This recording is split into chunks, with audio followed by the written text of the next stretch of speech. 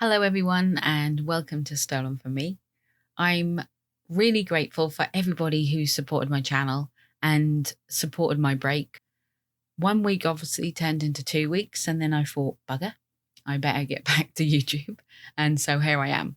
I'm fully recharged. I'm really grateful for everyone, and I'm ready to crack on with today's case. So let's begin. Today, we're going to talk about the case of Tia Sharp. Tia was just 12 years old. Tia was born on the 30th of June 2000 in Croydon, South London. Tia's mother, Natalie, recalls the day she was born. Natalie describes it as all of her Christmases coming at once. It was the best thing that ever happened to her. Natalie was extremely close to her own mother, Christine, and Christine was actually present for the birth of Tia too. This was her first grandchild, and she describes it as an instant, untold love. The three of them had an unbreakable bond. Christine describes Natalie's bond with Tia as something more than just a mother-daughter bond. She was more like best friends with Tia. Tia adored her mother, and they were just inseparable. It was lovely.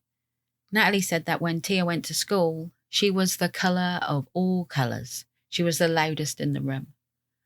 Tia at school was a bright student. She was full of energy and a pleasure to teach. She made friends really well and she had confidence, a lot of confidence. Her teachers said she was a joy to have in the classroom. But in 2008, the school started to become concerned about Tia's attendance, and they actually were so worried that they involved social services. Now, the social services wanted to just talk to the family and make sure everything was okay and see if they could actually help her with anything. But when they went to the family home, they actually was concerned. They were concerned because Natalie and her boyfriend were smoking weed in the family home around Tia, and this led to them conducting a report. However, they did conclude that Tia was in no way in any danger of abuse, nor was she being mistreated. They did say that Natalie's home life with Tia was dysfunctional and unconventional. Christine and her partner, Stuart Hazell, they were really close to Tia. Stuart wasn't Tia's biological granddad, but no one would ever know this. She referred to him as Granddad. He was brilliant with Tia, and Natalie said that he always made her mum smile. And in 2002, Tia was just a toddler at the time. He actually did date Natalie first, and this was for a really short period of time. I'm saying like 2 weeks, and that didn't work out. This was around the same time that Stuart actually met Christine. Christine was working in a pub as a barmaid, and they got on really well. They didn't get into a relationship until 2007. Then things moved forward for the both of them, and Stuart would actually end up moving into Christine's home. And Christine described Stuart as someone she was so in love with. He gave her everything she needed in a relationship, stating that Tia was her life, but Stuart was her world. And in turn, this made Natalie really happy. Things were going great. Natalie would end up having 2 more children, 2 little boys. So Tia had 2 brothers in the house. She now started to crave space. Christine and Stuart would say to Tia and Natalie that if Tia ever wanted to come and stay around theirs, she was more than welcome to. I mean, they're a nanny and granddad, and Tia adored them. She loved being around her nanny and granddads because she got all the attention and she just wanted her own space. So this is what happened. She actually went round there, and this actually happened on most weekends. Tia loved going around there. She would play computer games. She would laugh and giggle. She actually used to use her BlackBerry as a microphone, and she used to sing and dance into it. And she wanted to become a performer. She wanted to go on the X Factor. And she was just able to express herself around there, and it was really nice. Natalie said that Tia idolised Stuart. And Christine would work nights and Tia would still stay around there because Stuart was fun. He played on the PlayStation with Tia, and that was perfect for Tia. So in June 2012, Tia was celebrating her birthday, and Christine and Natalie were taking her to Chessington Zoo to celebrate. They said to Tia, "You can bring one friend with you to celebrate your birthday." And Tia thought about this, and then she picked Stuart to come along. She wanted her granddad there instead of her friend. And on the 2nd of August, Tia then sent 2 text messages to Christine and Stuart. She asked them both if she was allowed to come and stay around there for a couple of days just to have a break from the house. Natalie didn't know Tia had sent these messages until Stuart had texted her back and said, "Tia just messaged me asking if she could come and stay. And of course she can come and stay, but Christine is working nights, so it will only be me there." Natalie wasn't bothered about this in any way because she had no reason to be worried. And she told Tia that that was fine and her nanny would be working, but Stuart would be there. And this was absolutely fine. So Natalie said that was absolutely fine as well. And Tia grabbed her stuff and said goodbye to her mum. She then caught the tram and Stuart was waiting at the other end to make sure that she was safe and to take her back to their house. Before they went back to Christine and Stuart's home, they went into a shop and they were actually seen on CCTV, just buying random things, I think. Then they went home and later that evening, Christine called him up and asked if Tia was okay and if everything's all right. Stuart answered the phone and said that they were absolutely fine and he was playing on the PlayStation. And then Christine said that she heard Tia in the background say, "No, Nanny, I'm playing on the PlayStation." And she was laughing. So Christine said goodbye and she said that she loved him and she'll be back in the morning, which is what she did. So the following day, on the 3rd of August, Christine walked into her house after a night shift and she was expecting to see Tia there. But Tia wasn't there. So she asked Stuart where Tia had got to, and Stuart just explained, "Oh, I just gave her like £10 to head into Croydon to pick up some flip-flops that she really wanted, and I told her to be home by 6. This is nothing unusual because this is the sort of thing that Tia would do anyway." But 6 o'clock came and went, and Tia did not come home. Christine was really worried, and she actually called Natalie up to see if Tia had actually decided to go straight home instead. But Natalie said that she hadn't heard anything from her daughter or seen her, and now she's worried. At this time, Christine actually found Tia's phone. And then she said to Stuart, "Why is her phone here?" And he said, "Oh, she must have forgot it because she was running around and her battery was dead and I told her to charge her and then she must have just headed out of the door and forgot it." So Christine grabbed Tia's phone and went to Natalie's house. This is where they sent text messages to Tia on Facebook. They tried to get hold of anyone they could that knew Tia or may have been with her. They just needed to know where she was. But no one knew where she was. No one had seen her. So they got in a car and they drove around, hoping that they would actually see Tia walking down the road without care in the world, coming home. But she wasn't there. She wasn't anywhere. This was around 10 o'clock at night. Now, Natalie was now starting to freak out, as you can imagine. So they all decided to go to the police station.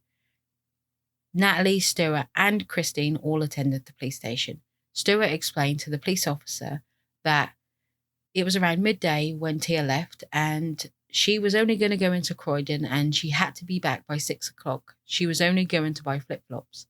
She promised she'd be back. Now, Tia may have only been 12 years old, but she had full knowledge, it's believed, of London transport. So she was fully able to commute around London with ease. No need to worry. The police launched a missing persons investigation. Now, while this was happening, Christine's neighbour from a few doors down came forward and told the police that he saw Tia walking past his house on the day she disappeared. So this actually backed up Stuart's story. And the police were going in a different direction now because obviously they want to know where she's gone. But they were also interested in searching Christine and Stuart's home. And they did this and they found nothing. Now, at the same time, Tia's story became national news. Everybody was interested in it now. The search was well underway, and friends and family all came together to support each other. And they had t-shirts printed with Tia's face on it saying, "Please help, she's missing. Ring this number if you see her." Everyone was desperate to find Tia. The police decided to search Christine and Stuart's house again. They then did this again a third time, and they did it with cadaver dogs, but they still found nothing on every single search. Stuart had started to feel a little bit targeted by the police, and he went to the police and said that he wanted to go live on TV and do an appeal to find Tia. He also wanted to clear his name at the same time because he feels like he's being targeted and he has done nothing wrong. They advised him not to do this, but he didn't listen and he went on TV. He was actually analysed after this TV interview, which didn't really go in his favour. Christine and Natalie's world completely stopped. As you can imagine, they were completely broken. Their 12-year-old Tia was out in London somewhere, only having like £10 on her. She had no phone on her. They couldn't get hold of her. She couldn't get hold of them. And it was dark. So they were scared for her, as you can imagine what you would be like if your child was missing. Natalie was going out of her mind. She couldn't focus on absolutely anything. She knew her sons were safely looked after, but anything else was just not possible. She couldn't focus. She needed to get Tia home. That was her only goal. That was all she wanted to do. The police had received so many calls.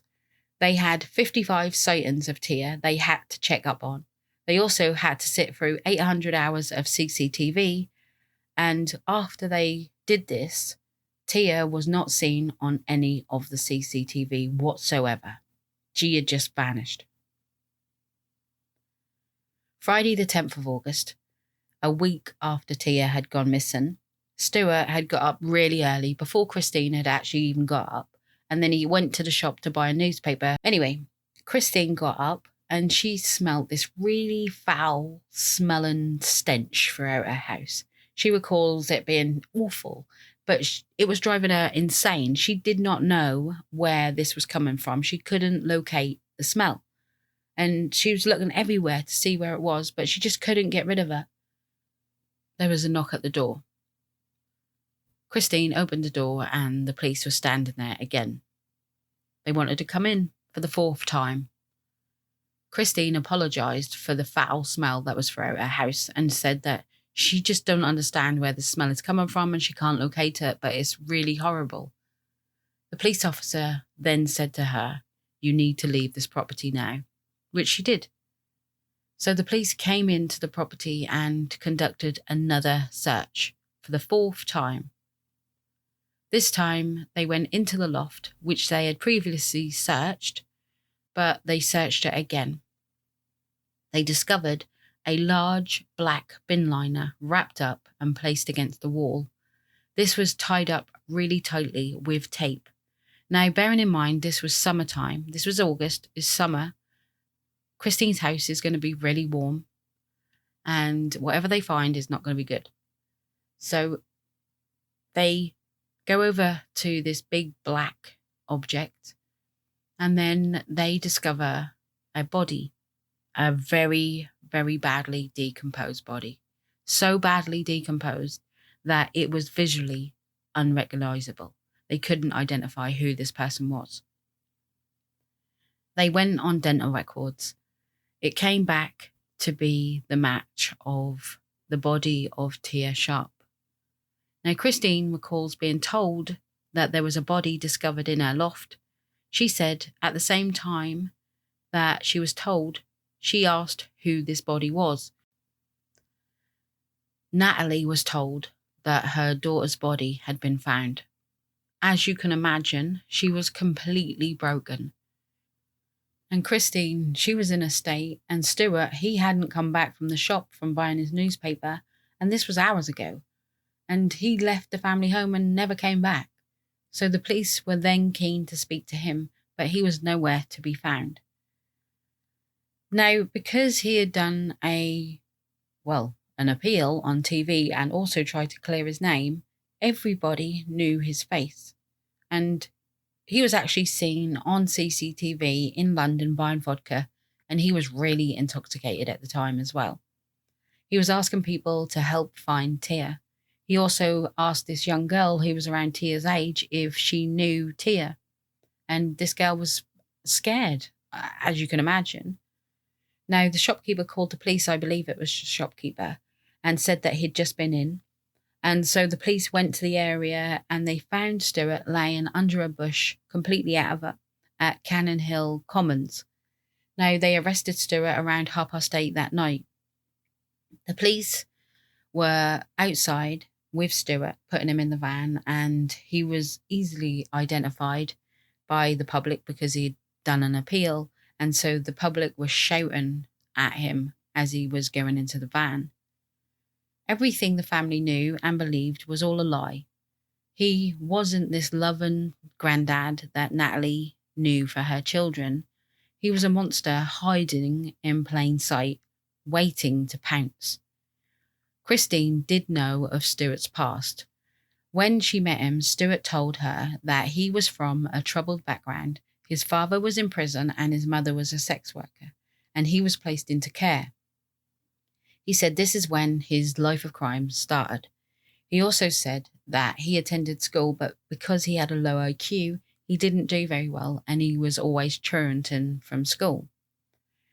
He then said that when he was 16, he claimed that he was allegedly sexually assaulted, but this was never proven. Christine was also aware that he had a drink and drug problem, but she did state that he wasn't out of control with it. He was just generally a nice guy, she said. He didn't display any signs of aggression, and he was never violent to Christine. But in truth, Stuart was all of the above. He was violent, he was a drunk, he did drugs, and he was just not violent to Christine. In 2010, he was actually arrested and sentenced to 12 months in prison for carrying a machete on the streets. Christine stood by him and said that he was gentle. She said that that's not him. She said that she didn't see him in that way, and his past is his past, and that's where it belonged. But his past contained 30 convictions, 3 prison sentences, and this ranged from all different things, so from burglary to selling Class A drugs.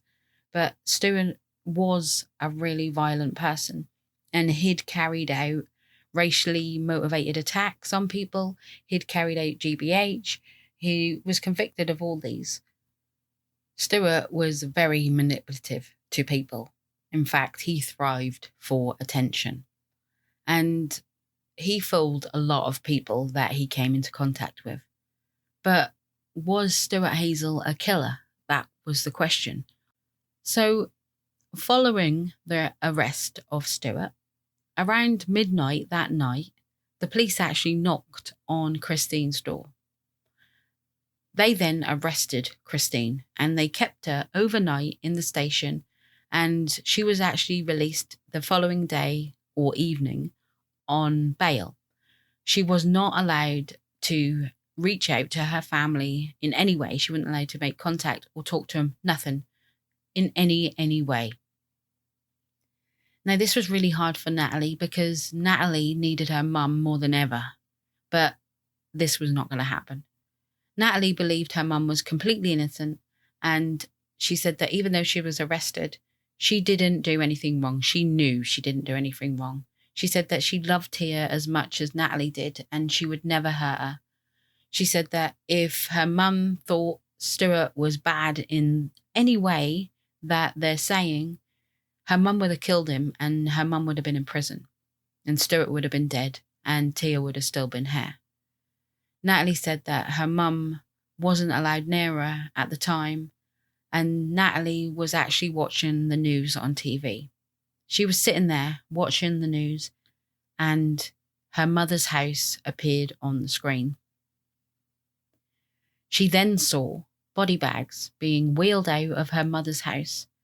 She was watching her own daughter's deceased body being removed from her mother's home. If this isn't enough to break any parent, I honestly do not know what is.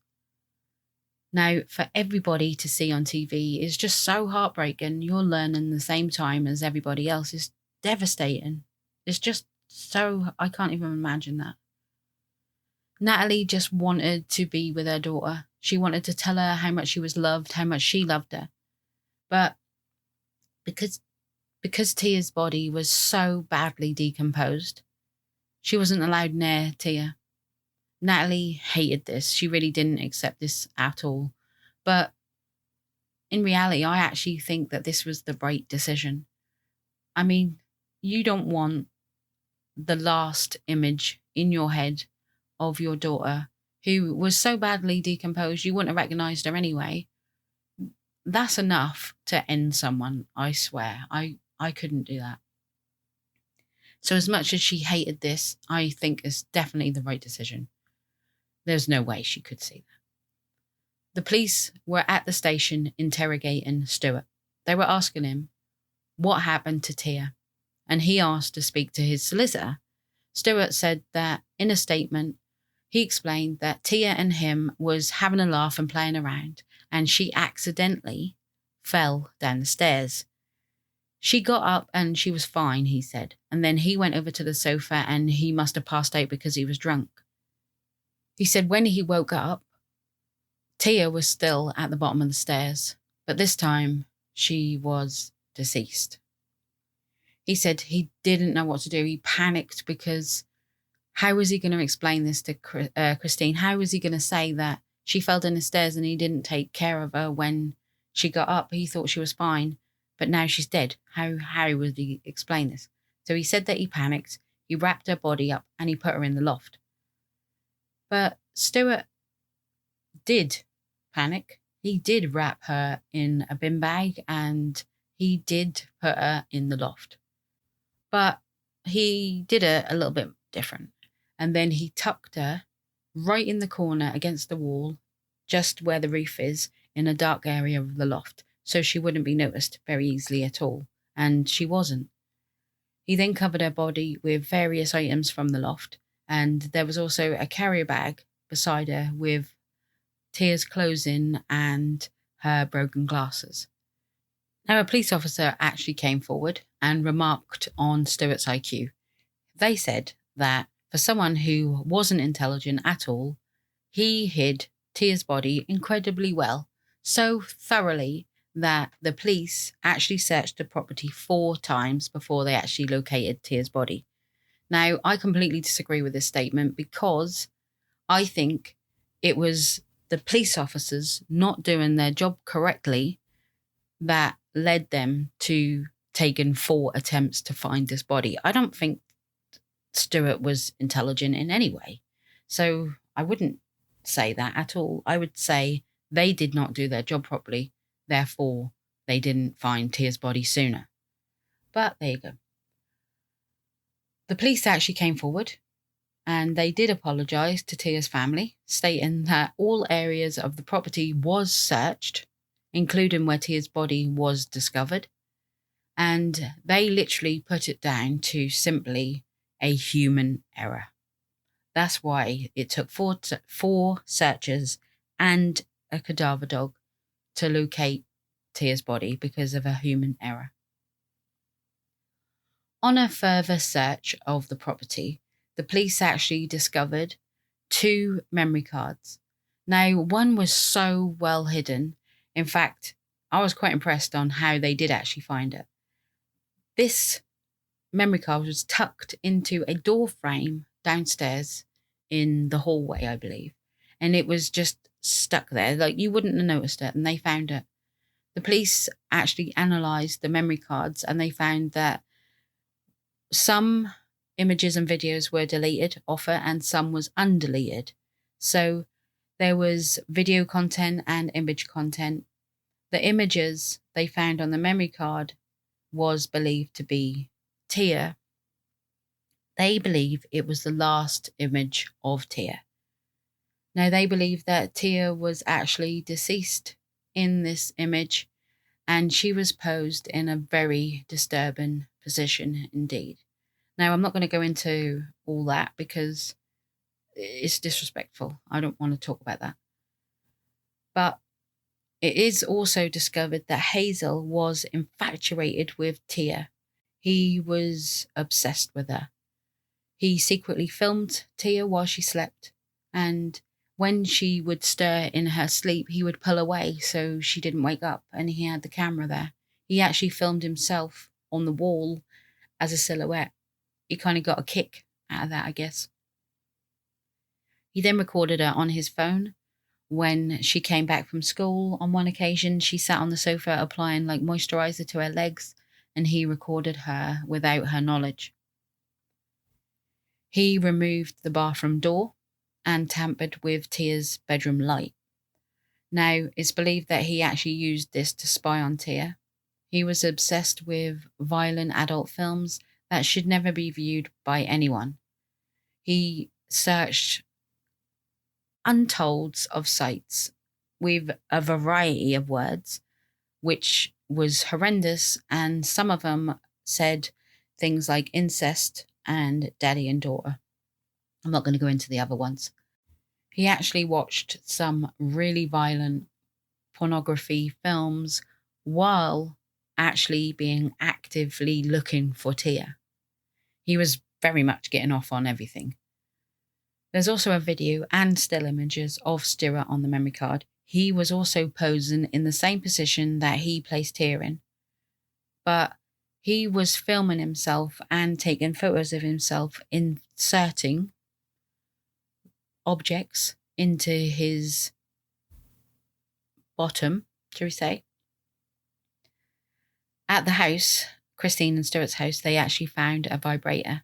They removed the vibrator and sent it off for DNA testing. It came back with a match of Tia's blood on the vibrator and also a DNA match of Stuart's. Nobody knew who Stuart Hazell was, really. He came across as this loving granddad and boyfriend and just stepdad, I guess. He was just this nice man he came across as. Obviously, these are so good at disguising themselves to fit in with society. And in reality, he was a monster. He was a sex offender.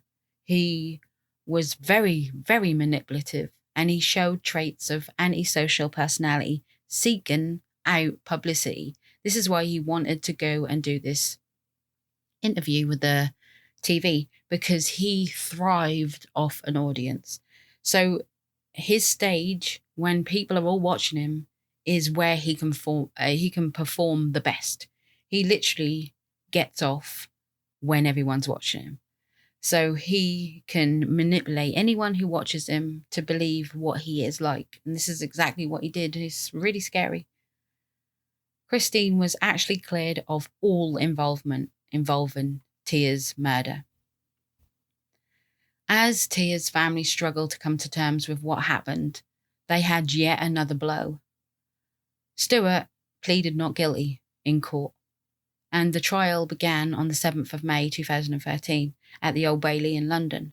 And at the trial, Stuart had written a letter to his dad stating that this was an accident and in no way was it sexually motivated. He would not let his dad know he was a sex offender. He just did not show any remorse whatsoever. He did not care. He didn't show anything. He would not give eye contact to Christine or Natalie, and he just put them through the most horrendous time. I mean, he stood there in court. Instead of pleading guilty, he made them listen to what happened or supposedly happened to Tia. He stood there in front of them while disturbing images were shown of Tia's deceased body in that pose and position to the whole courtroom. He was the lowest of the low, in my opinion.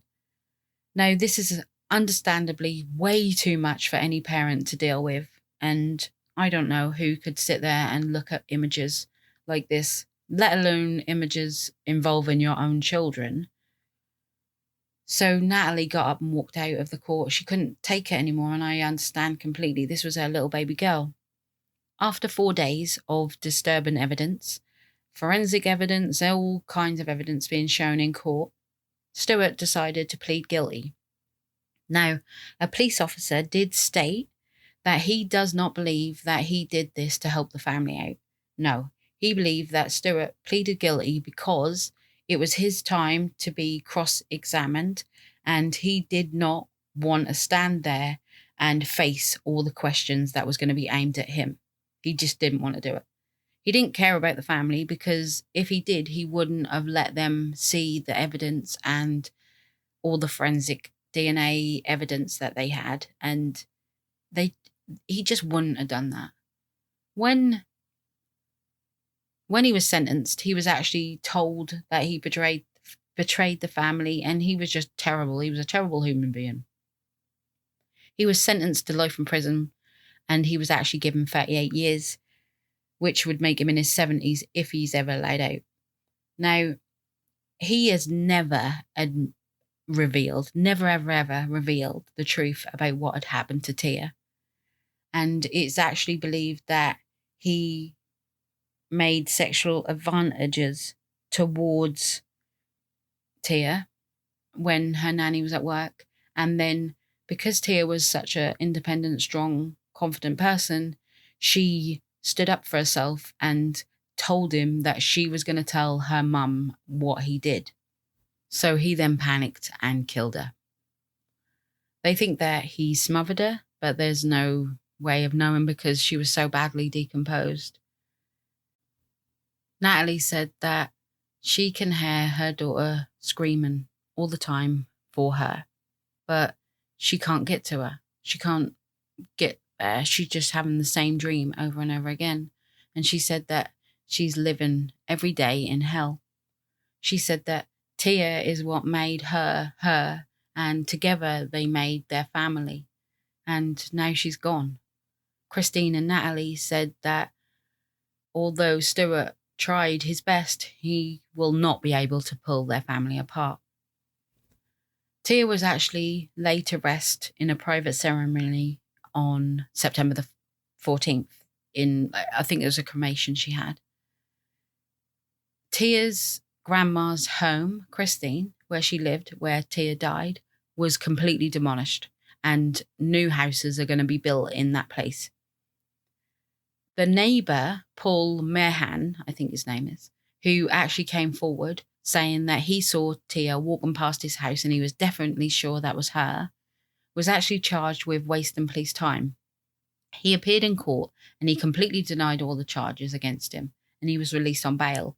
But then he actually went back to court and he was found guilty of completely wasting police time. And he was actually sentenced to 5 months in prison.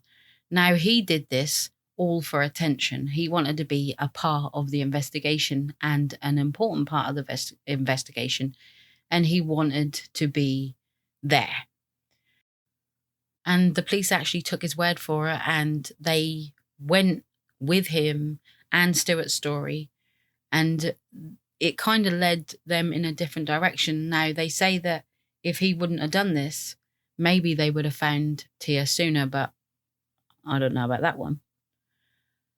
It's also said that because of Tia's death and Abel Jones's death, Google and Bing had modified their systems so they block results as such things to do with children that is now harder to find on their search engines. And I really hope that's true.